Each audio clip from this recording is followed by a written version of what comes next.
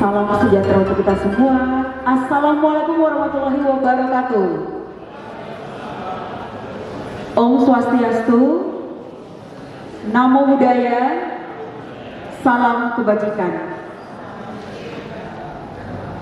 Kegiatan sosialisasi pengelolaan kinerja guru dan kepala sekolah melalui pengisian RHK di platform PMM Jumat 26 Januari 2024 dimulai.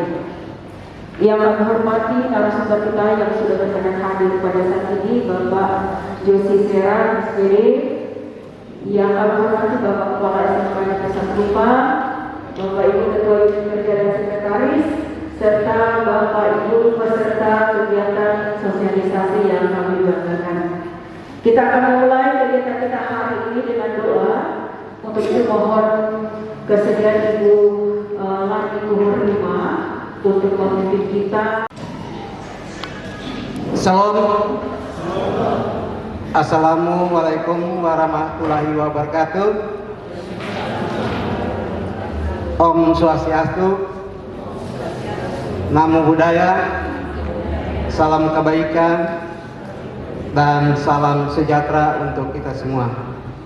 Yang terhormat narasumber kita yang sekarang berada di tengah-tengah kita, yang terhormat pula Bapak Kepala Sekolah SMK Negeri 1 Kupang, yang kami hormati para waka, juga para kakomli, sekomli, dan semua kita yang hadir pada pagi hari ini.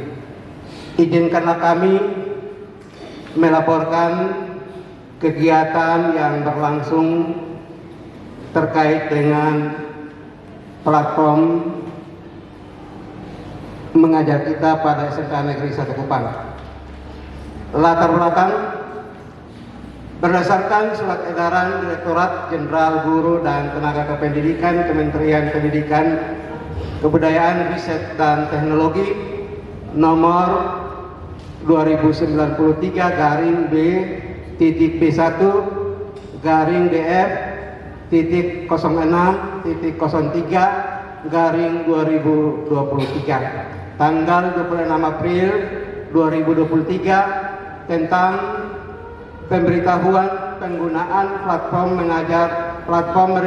Merdeka Mengajar bagi guru dan tenaga kependidikan, serta dalam rangka meningkatkan kualitas dan kinerja guru dan pegawai SMK Negeri 1 Kupang. Salam sejahtera untuk kita semua. Yang terhormat Bapak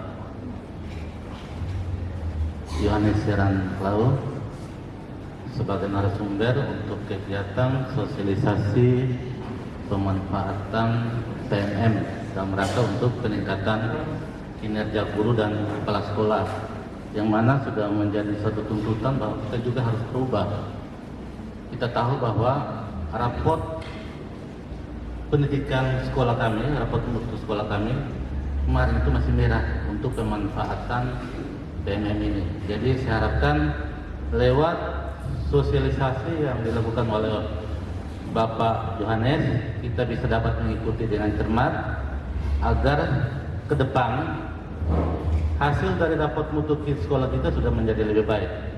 Dan bukan berarti kita hanya untuk mengejar raport mutu sekolah kita menjadi lebih baik, tapi bagaimana kita pemanfaatan PMM ini untuk kegiatan pembelajaran. Nah, jadi itu saya harapkan satu hal yang mana kita harus berubah. Semua sudah berubah, kita berubah. Di sana sini saya melihat bahwa semua sekolah sekarang ini pada melakukan kegiatan yang sama seperti kita hari ini. Jadi bagi saya ini tidak terlambat. Manfaatkan dengan baik kesempatan ini.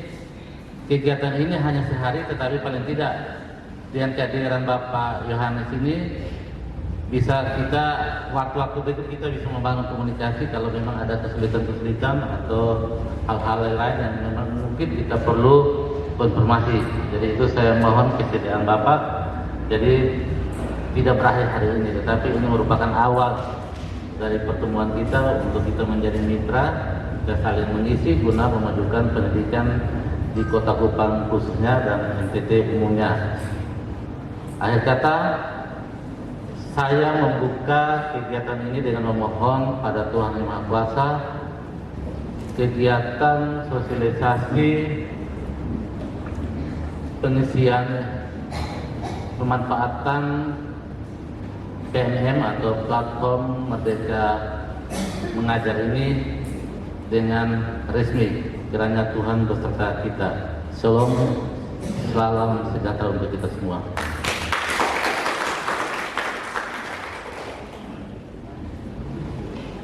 Teknik juga, teknik informatika. Jadi gelarnya kan SP, sarjana teknik. Nah, beliau juga latar belakangnya adalah selain guru bergerak juga di sebagai guru penggerak angkatan kedua yang kalau kita pantau rekam jejaknya selama ini sering bergabung dengan dinas untuk sosialisasi berkaitan dengan kegiatan untuk khususnya untuk mereka mengajar. Untuk itu sekali lagi kami menyapa selamat datang di SMK Negeri 1 Kupang Bapak Yosi Yomas Kesarian sering dipanggil disapa sebagai nama sehariannya Bapak Yosi Sirah bisa disapa. Oleh karena itu waktu sepenuhnya kami berikan kepada Bapak Yosi untuk lebih detailnya memperkenalkan diri dan sekaligus menyampaikan materi untuk kita semua pada kesempatan ini. Silakan. Baik, terima kasih untuk Pak Karol. Saya disampaikan. Ini bukan berarti saya paling hebat atau saya datang untuk menggurui Bapak Ibu, tapi kebetulan saya punya pengalaman praktek baik sudah dulu saya ketahui, dan saat ini saya akan berbagi untuk kita semua agar pada saat kita melakukan pengelolaan kinerja di PMM kita lakukan dengan baik dan benar, jangan sampai sudah salah baru kita kaget. Jadi itu karena kejadian yang saya sudah jalan ke beberapa sekolah itu pergi ke sana bukan untuk memberikan materi tapi untuk mengatasi masalah, karena mereka sudah adukan dan tidak sesuai dengan arahan dan juknis yang ada. Oleh karena itu supaya kita saling kenal Bapak Ibu, saya perkenalkan diri. Saya Bapak Josi Seran, saya juga seorang guru tepatnya di daerah tetangga di sebelah jalan SMP Negeri 2 Kota Kupang, dan saya guru informatika alumni dari angkatan pertama teknik informatika Unira. Kami kuliah 2001, wisudanya 2006. Lalu untuk guru penggerak mulai saya masuk melalui penggerak praktek angkatan 3, saya naik level jadi fasilitator, rekomisi, dan status yang saya dapatkan adalah guru penggerak, pengajar praktik dan fasilitator, dan mohon doanya sedang saya mengikuti tes untuk ke instruktur. Nah, untuk organisasi komunitas pelajar Kota Kupang, saya adalah ketua komunitas guru belajar Nusantara di Kota Kupang yang selalu bersinergi dengan BGP untuk melakukan sosialisasi terkait penggunaan PMM atau IKM. Lalu di PMM itu Bapak Ibu, di PMM itu saya salah satu pengguna aktif PMM Bapak Ibu. Mulai dari diluncurnya PMM itu saya sudah bergabung, dan di PMM itu saya sudah mendapatkan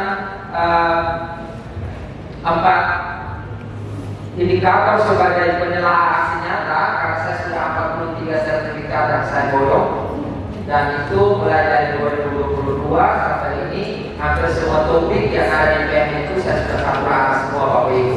Jadi itu yang mengantarkan saya kemana-mana itu karena berbagi praktek baik. Lalu saya menjadi penulis ide praktik. Jadi ada di PMM itu ada namanya cerita praktik atau ide praktik. Di situ Bapak Ibu bisa memasukkan ide praktik tapi menggunakan alur start. Dan saya ikut perhatikan diseleksi, lolos, dan sekarang saya sudah punya ide praktik tampil di PMM. Bapak Ibu, kalau itu kita jangan lari keluar dari juknis Bapak Ibu. Jangan sampai kita keluar dari juknis. Jadi Bapak Ibu, juknisnya itu sudah diterbitkan lewat Perdirjen PPK itu nomor 7607-B-HK-03-2023. Ini penjelasan teknis terkait pengelolaan kinerja guru dan kepala sekolah. Jadi Bapak Ibu, ini kalau kita pelajari juknis ini, Bapak Ibu tidak perlu undang narasumber pun bisa dikerjakan sendiri. Tapi biasanya kita membaca pasal 1 saja itu sudah pusing. Belum masuk pasal 2, pasal 3. Nah, karena kita mau baca semua 36 halaman atau 100 halaman itu membutuhkan waktu untuk kita telah baik-baik. Oleh karena itu kehadiran kami untuk memberikan penguatan dan sedikit penjelasan, tidak membahas tentang Juku di sini dari awal sampai akhir, tapi hal-hal apa yang mau kita lakukan dalam pengelolaan kinerja di BMN. Ekspektasi. Oke, ini saya jelaskan ke angka kredit Bapak Ibu. Ini Bapak Ibu yang sudah bisa hitung angka kredit, mohon kalau saya salah karena kebetulan juga saya sudah dapat, saya jelaskan Bapak Ibu. Predikat yang akan kita dapatkan setiap periode. Nah, penilaian dan pengulangan kinerja terhadap seorang pegawai, guru dan kepala sekolah adalah kewenangan penuh pejabat penilai. Jadi Bapak Ibu, nilai sepenuhnya itu diberikan oleh kepala sekolah. Kepala sekolah memberikan wewenang penuh untuk memberikan penilaian. Angka kredit diperoleh seseorang pegawai melalui konversi predikat kinerja menjadi angka kredit berdasarkan koefisien angka kredit dengan faktor pengganti. Jadi kalikan. Contoh, ini jenjang guru pertama itu golongan 3AB, guru muda itu golongan 3C dan 3D, ahli media itu golongan 4AD, sedangkan di atasnya adalah utama. Ini angka kredit tahunan Bapak Ibu, angka kredit tahunan. Lalu ini predikat kinerja diberikan oleh kepala sekolah. Contoh, kalau sangat baik itu 150%, baik itu 100%, cukup 75%, kurang 50%, sangat kurang 25%. Bagaimana supaya Bapak Ibu bisa mendapatkan angka kredit?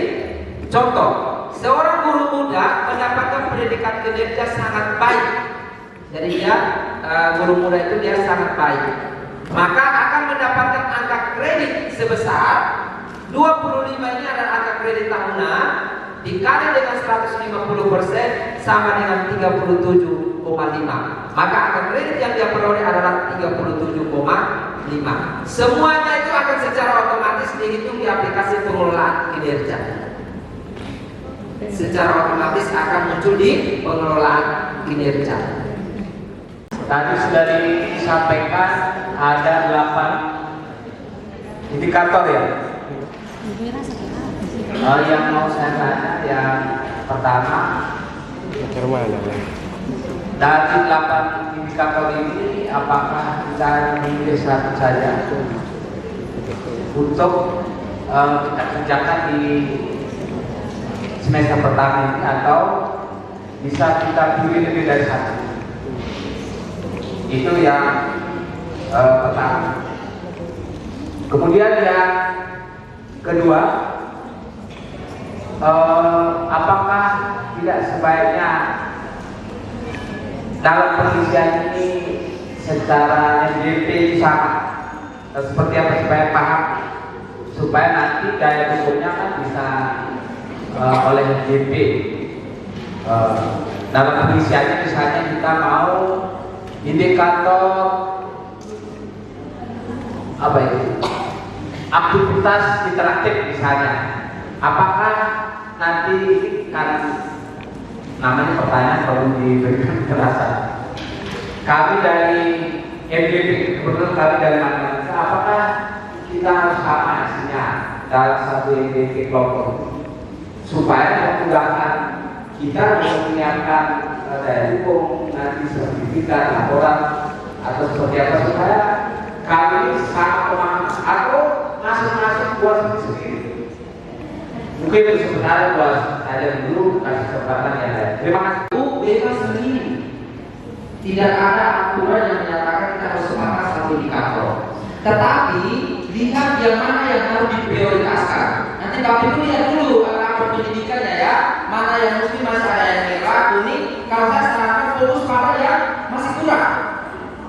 Jangan dulu yang fokus pada yang sudah baik. Tujuannya apa? Supaya ada peningkatan. Karena kita mau ada perbaikan dan pembenahan. Jadi misalkan kalau ada dari delapan ini, kalau ada 5 yang kuning, Bapak Ibu mencoba sudah untuk yang 5 itu, tergantung bebas. Bapak Ibu mau memilih di kantor yang mana? Bebas. Tetapi Bapak Ibu, untuk bukti dukung dan lain sebagainya, ketika pilih di kantor ini, apakah bukti dukungnya nanti berbeda-beda? Tidak. Bukti dukungnya itu sesuai dengan rencana Bapak Ibu khusus untuk menyusun RHK. Jadi tidak ada bukti dukung yang bedanya hanya pada observasi kelas. Jadi kayak indikator rubrik penilaiannya itu misalkan Bapak Adi pilih tentang aktivitas interaktif, berarti itu berhubungan dengan metode pembelajaran. Maka akan ada rubrik penilaiannya seperti apa. Yang dinilai bukan lintas mata pelajaran, bukan sesuai dengan karakteristik mata pelajaran Bapak Ibu. Jadi saya langsung menjawab pertanyaan yang kedua. Jadi untuk penilaian kinerja ini Bapak Ibu bukan menilai bagaimana guru bahasa Inggrisnya mengajar dan kita sepakat. Lintas mata pelajaran pun boleh. Karena yang dinilai bukan soal mata pelajarannya, tetapi strategi pembelajarannya, strateginya, caranya, metodenya. Jadi misalkan saya guru komputer pun bisa mengobservasi teman guru matematika. Yang di sana saya bukan mau lihat guru matematika mengajar benar atau tidak, tapi saya akan melihat bagaimana strategi yang digunakan, kelas sudah berpusat pada peserta didik, metode yang digunakan apakah sudah sesuai dengan rubriknya.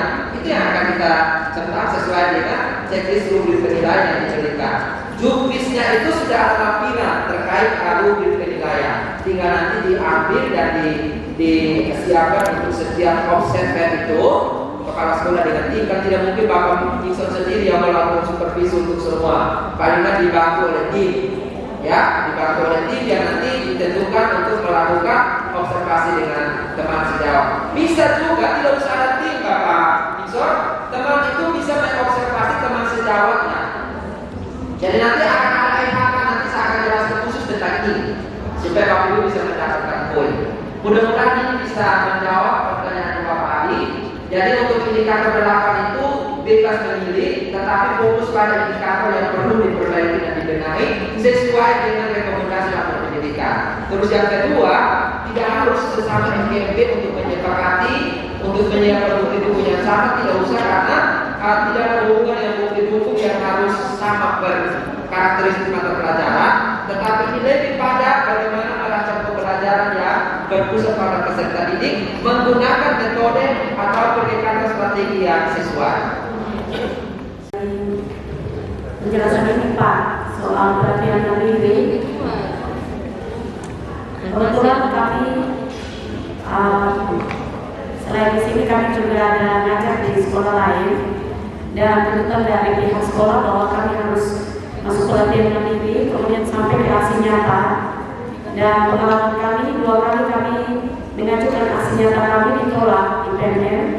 Mungkin pertanyaan sederhananya kira-kira solusi atau ada tips khusus supaya aksi nyata kami ketika kami mengajukannya bisa diterima dan paling satu sertifikat kami bisa peroleh. Terima kasih untuk pertanyaan dari saya. Demikian. Mohon maaf. Panduan aksi nyata. Jadi misalkan di dalam aksi nyata itu ada 3 pilihan, Bapak Ibu pilih salah satu yang menurut Bapak Ibu bisa diselesaikan dan selesaikanlah sesuai dengan panduannya. Untuk mendapatkan sertifikat, aksi nyata itu harus memiliki 3 komponen utama. Saya punya aksi nyata, banyak yang saya kasih kembali juga karena tidak sesuai. Saya mau tunjukkan di sini, tapi nanti sebentar, mungkin ada waktu saya tunjukkan bagaimana cara saya menelaah. Atau kita langsung tayang Bapak Ibu supaya langsung lihat ya. Kayaknya nanti bilang dulu baru percaya. Rapor pendidikan Bapak Ibu bisa dicek Bapak Ibu. Oke, kalau hijau semua berarti tepuk tangan untuk Bapak Ibu. Hebat. Nah, sekarang karena hijau semua Bapak Ibu, maka Bapak Ibu punya kebebasan untuk memilih salah satu dari antara 8 NHK ini. NHK mana yang Bapak Ibu mau tingkatkan supaya jadi biru kan? Kalau hijau itu kan tangannya baik. Jadi usahakan untuk 1 tahun ini berjalan Bapak Ibu tingkatkan sehingga tahun depan rapor pendidikan Bapak Ibu bisa berubah menjadi biru. Biru itu berarti sudah sangat baik. Nanti pilih salah satu indikator. Nah, ini proses untuk kita menyusun RHK. Bapak Ibu mohon simak baik-baik apa yang saya jelaskan terkait kapasitas RHK ini.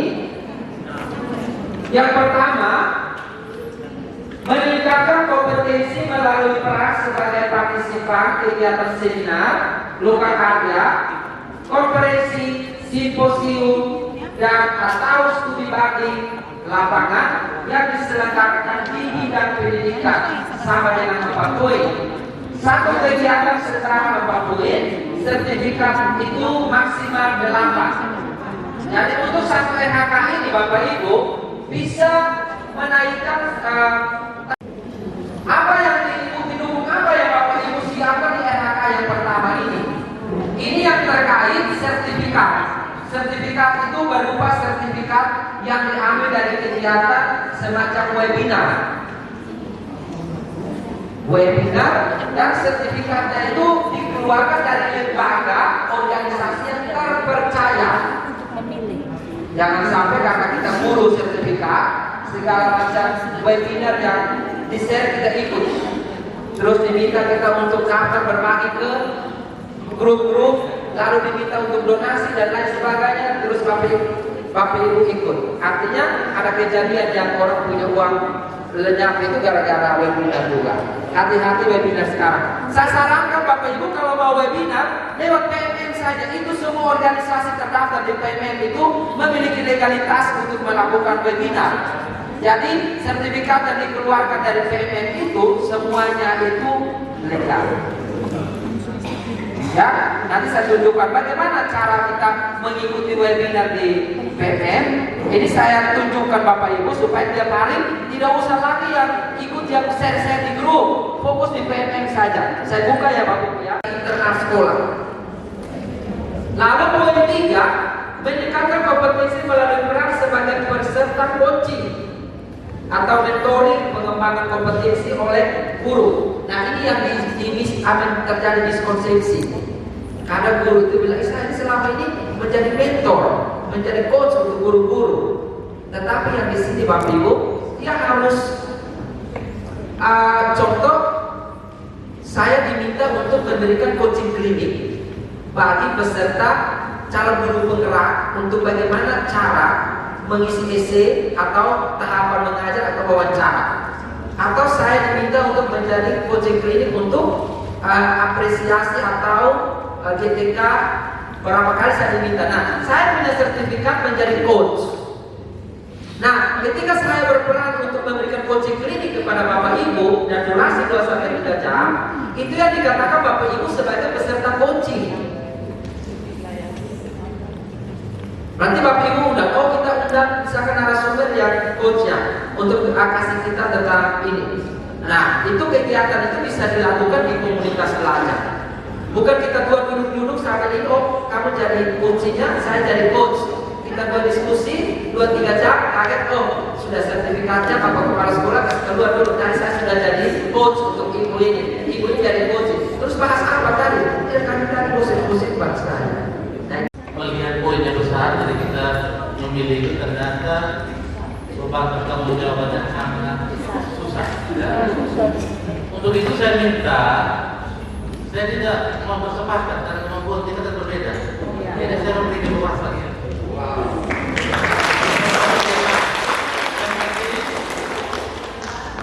Nilai minimalnya sudah ada. Jadi tahu Bapak Ibu. Kalau kita sepakat, mungkin ada Bapak Ibu yang saya senang yang nomor sekian. Nah, jadi saya minta bebas saja ya untuk ya mungkin bersama teman dalam satu kelompok akan jalan. Tapi arahan saya tidak mau untuk menetapkan satu model. Jadi beragam. Karena yang ada itu kan kita begitu semua. Paling tidak makin ke depan itu sudah banyak yang biru. Ya, untuk rapat pendidikan kita itu. Jadi itu saja. Tinggal diskusi, kemudian berdoa dalam hati, memutuskan kira-kira berapa. Tentang sembilan satu.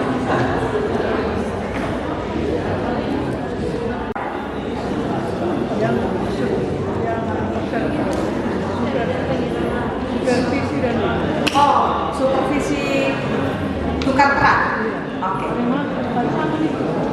Itu juga boleh. Itu pasti kita melakukan. Itu kita pilih dua atau satu? Tergantung mama merefleksikan diri, mama sanggup melakukan sebanyak berapa kali, sebanyak berapa kali. Boleh. RHK. Mama mau pilih satu itu saja. Bisa.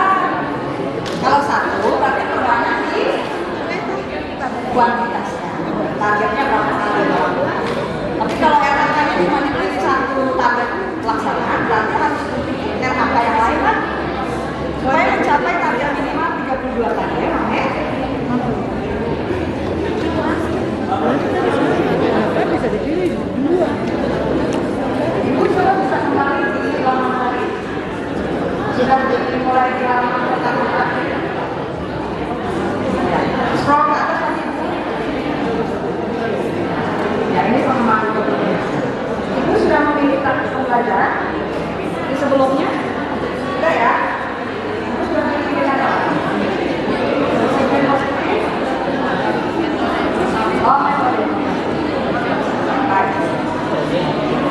Oh iya, sebelum lupa, Bapak Ibu tadi sebelum pelaksanaan dokumen itu yang boleh ada target pembelajaran. Sudah memilih semua ya?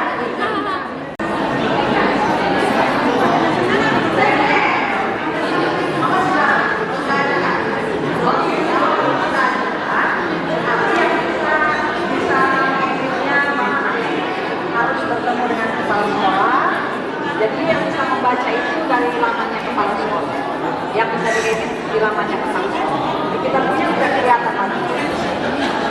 Ya. Tuntaskan saja ya. Poin ya. Semangat ya semuanya.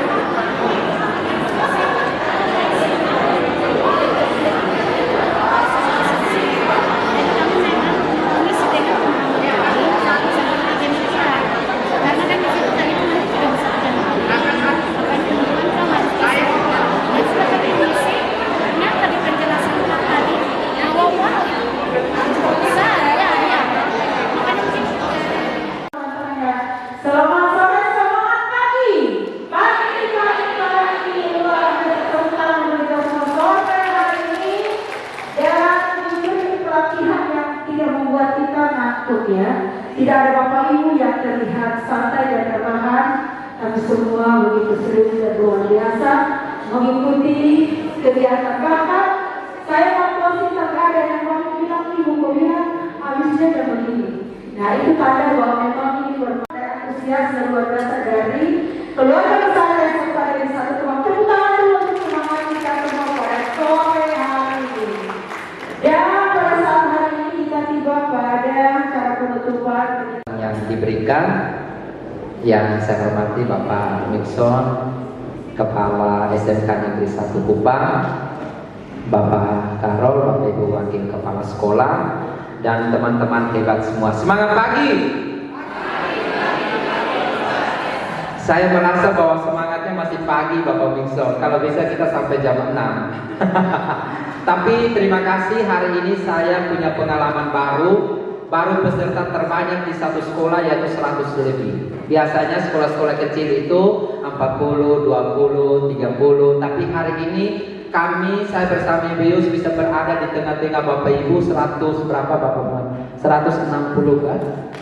100 lah. Luar biasa, saya merasa deg-degan juga ya, karena kami harus berbagi di tingkat SMK kepada kami dari level SMP. Tetapi dalam hal belajar bersama, berkolaborasi, kita tidak melihat jenjang Bapak Ibu. Kita bisa belajar dengan guru TK, kita juga bisa belajar dengan SD, SMP. Yang penting kita buka hati untuk mau belajar dengan siapa saja. Nah, penguatan untuk Bapak Ibu, penyusunan RHK, pengelolaan kinerja jangan menjadi beban.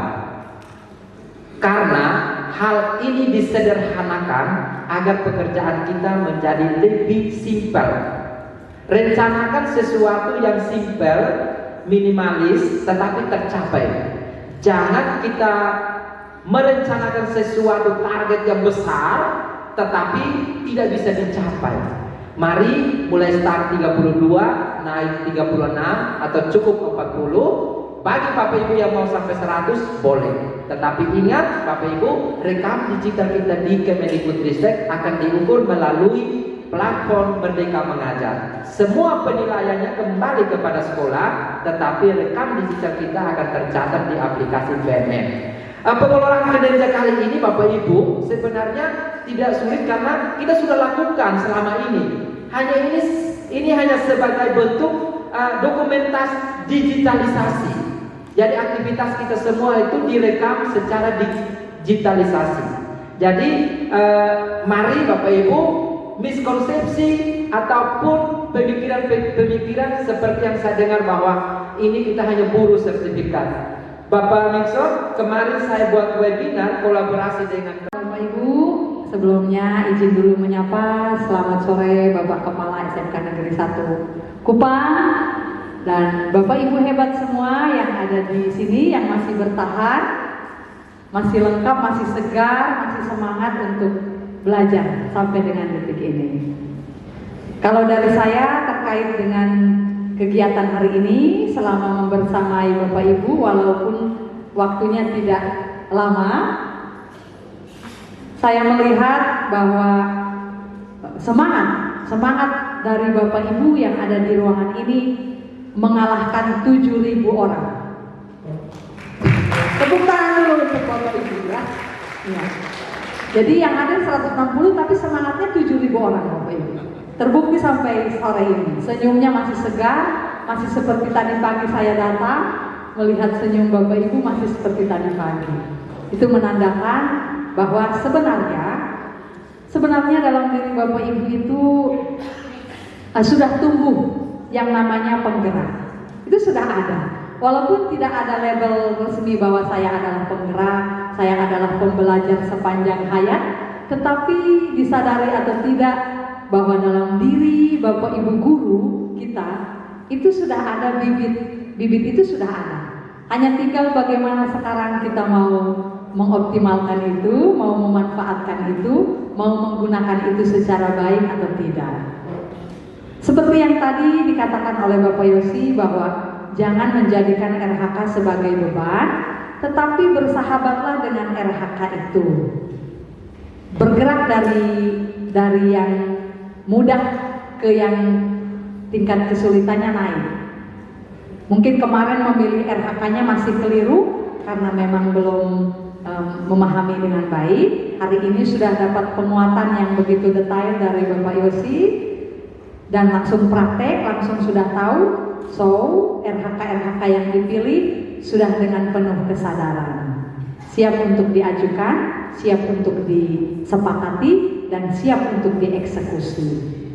Dan satu hal yang mungkin dari saya yang perlu juga diketahui dan jangan dilupakan, bahwa di bagian pengembangan kompetensi bukan menjadi hal yang utama. Kesannya mendengar poin 32 sampai 128 itu yang kadang-kadang ditangkapnya porsinya lebih besar di 32 sampai 128. Tapi untuk bagian praktik pembelajaran dan perilaku kerjanya itu ini satu langkah baru bagi kita, dan saya monitor dengan teman-teman guru di grup WA.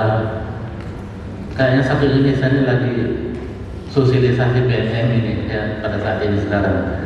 Dan saya bersyukur dalam kesibukan Pak Yosi dan Ibu Yus yang tinggi terkejar 32, tetapi kita usahakan lebih dari 32, paling tidak ya 38 ke atas.